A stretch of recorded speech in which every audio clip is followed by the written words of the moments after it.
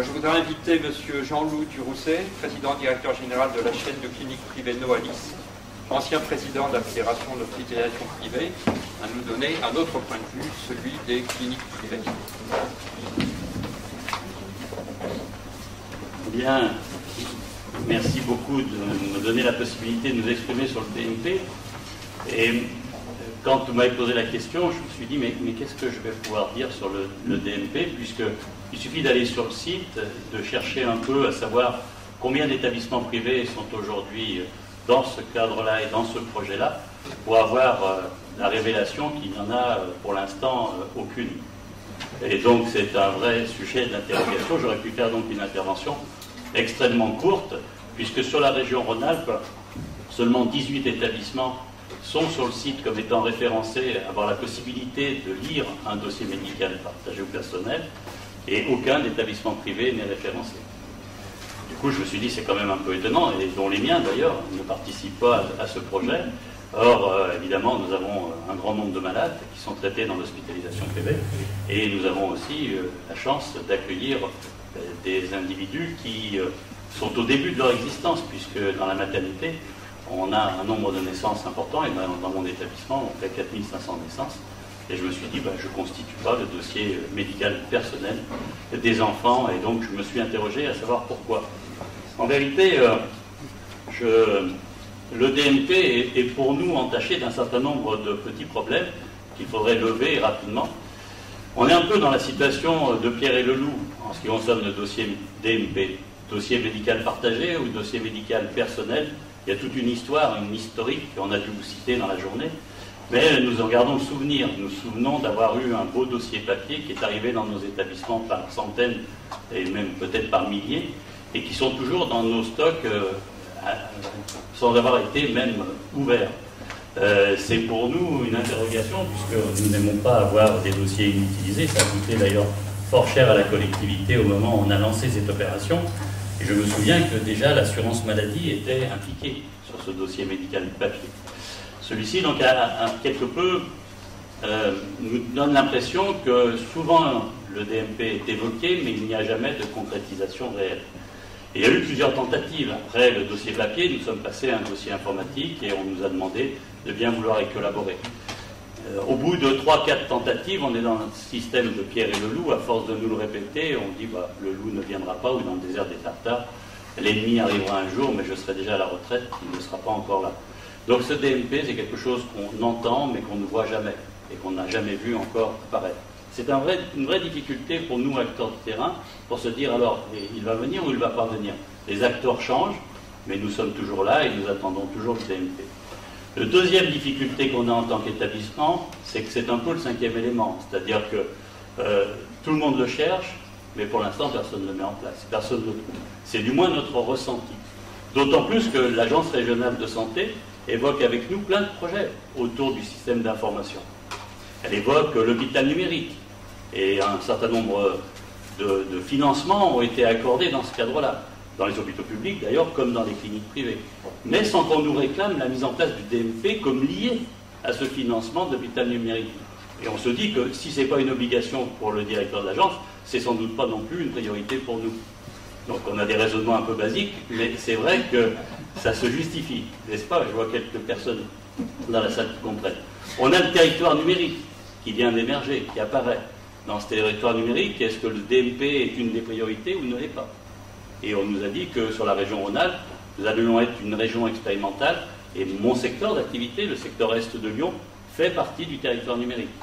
Si on veut être cohérent, hôpital numérique, territoire numérique, DMP, si c'est une priorité nationale, ça devrait être inscrit dans le territoire numérique comme étant une priorité. Zefra, qui est un autre système. Il y a tellement de systèmes autour de l'information que même les acteurs de bonne volonté s'y perdent. Vers quoi dois-je tendre et vers quoi dois-je m'orienter? Parce que je n'ai pas les ressources non plus pour me disperser. Est-ce que je vais vers l'hôpital numérique? Est-ce que je vais vers territoire numérique? Est-ce que je fais ZEPRA? Est-ce que je fais DMP? Tout faire, ça paraît peu crédible et très difficile à réaliser.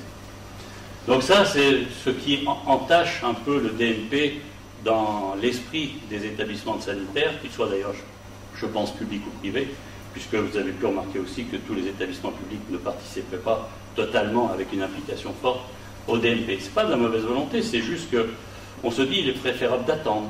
On verra bien demain. Peut-être que demain ça s'enclenchera. Pourtant, on est presque convaincu que si le dossier personnel appartient au patient, il devrait y avoir un message clair à l'attention du patient.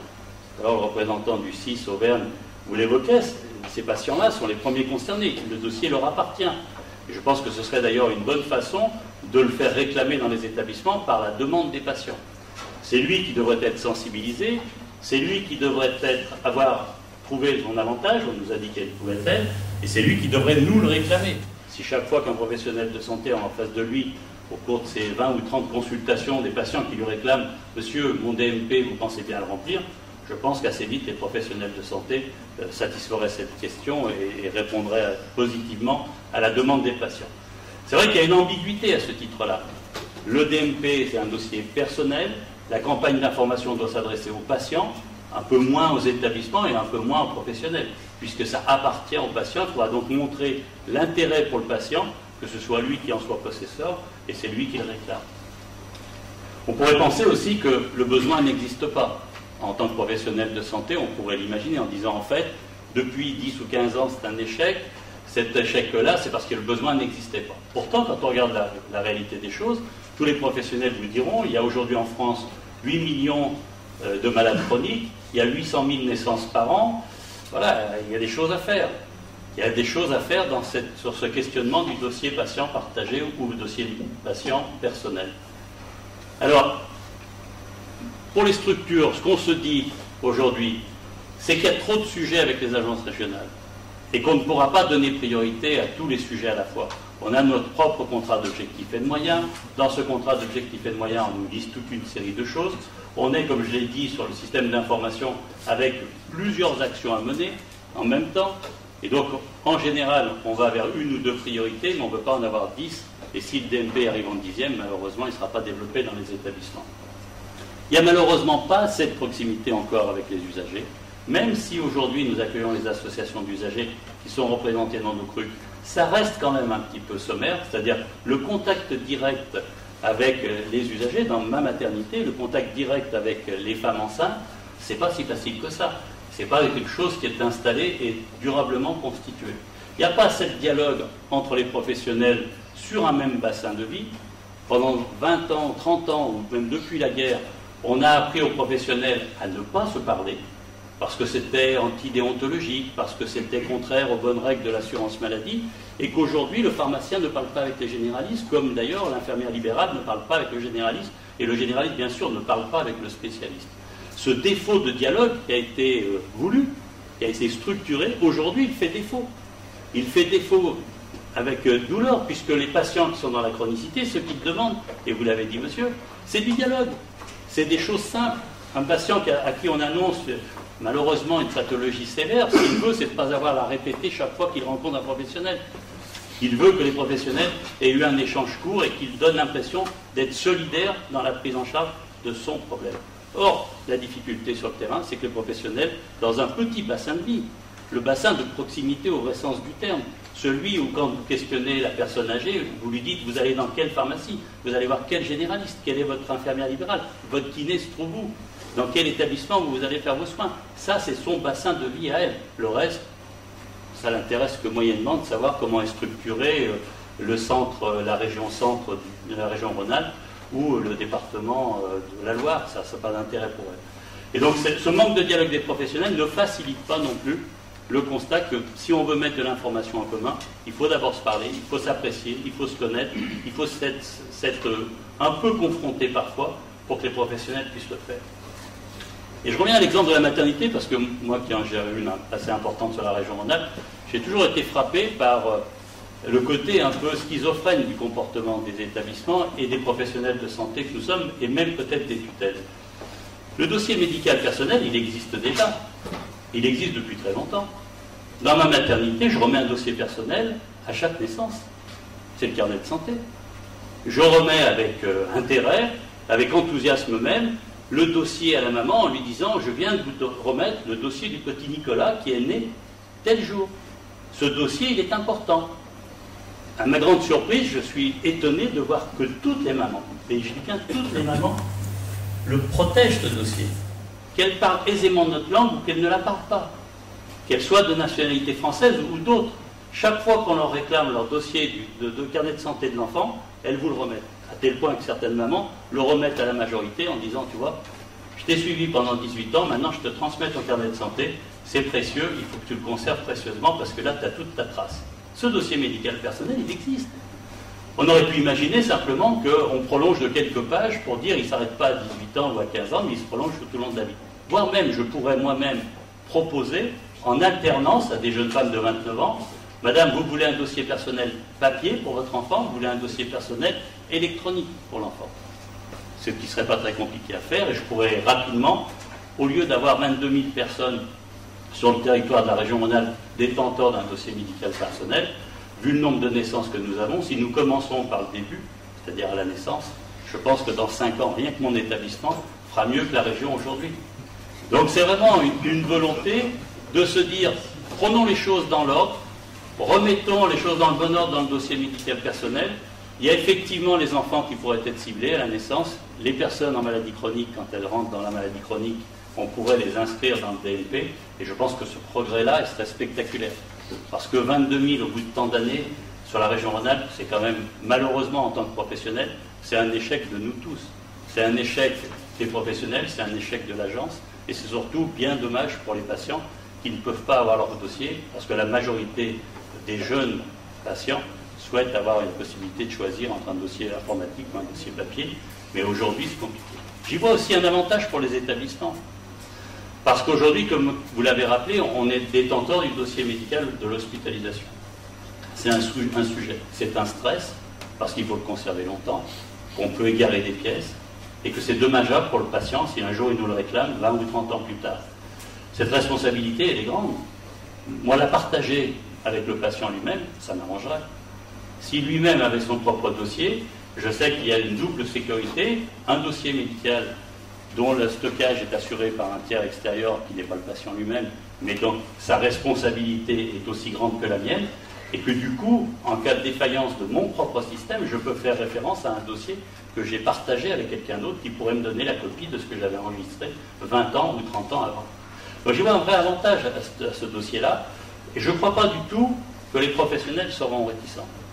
Je n'y crois pas. C'est-à-dire qu'à partir du moment où ce sera enclenché, si on commence les choses dans le bon ordre, si on remet les choses dans les priorités qui sont les nôtres, je pense que ce dossier médical personnel pourrait voir son développement rapide.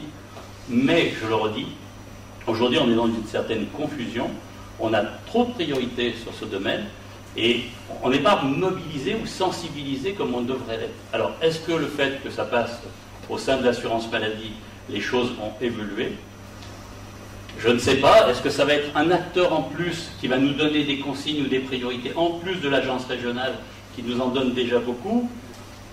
Et malheureusement, tout être humain est fait de la même manière.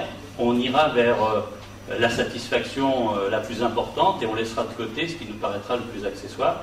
C'est dommageable si c'est le dossier médical partagé qui en fait l'objet. Voilà, je voulais juste vous présenter ça en vous disant que je suis bien au regret de vous dire que pour l'instant dans l'hospitalisation privée, le dossier médical personnel est peu développé, mais que l'enthousiasme existe et qu'on pourrait progresser très vite sur un dossier beaucoup plus important. Merci beaucoup.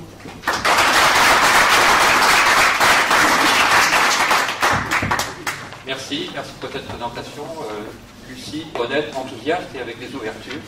Alors on a peut-être le temps pour une question, si vous voulez rester ici pour prendre une question, juste dans là où les 2 minutes nous sont imparties. Oui. Oui, bonjour. Mathilde Cavalier, National des formations. Vous nous avez parlé du point de vue de l'hospitalisation privée sur le DNP. J'aimerais savoir quel est votre point de vue sur le DPI. Merci. Je n'ai pas une grande connaissance du dossier. Je suis honnête là-dessus, je n'ai pas une très grande connaissance du dossier sur la pharmacie. Je ne sais pas. C'est pas ça n'impacte pas pour l'instant, ce que je peux dire, l'hospitalisation privée.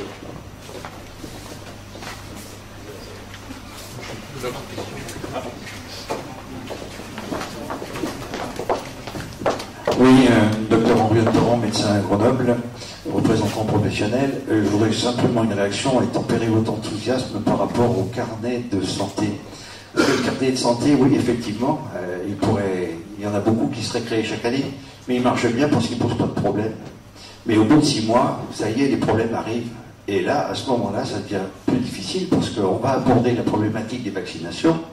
Et alors là, les parents qui ne veulent pas vacciner, qui veulent celui-là, qui ne veulent pas celui-là, le carnet de santé commence à devenir problématique. Ensuite, ce carnet, c'est que sa forme papier, disparaît en général vers la vingtaine. Hein. Quelquefois, nos patients les gardent un peu plus longtemps.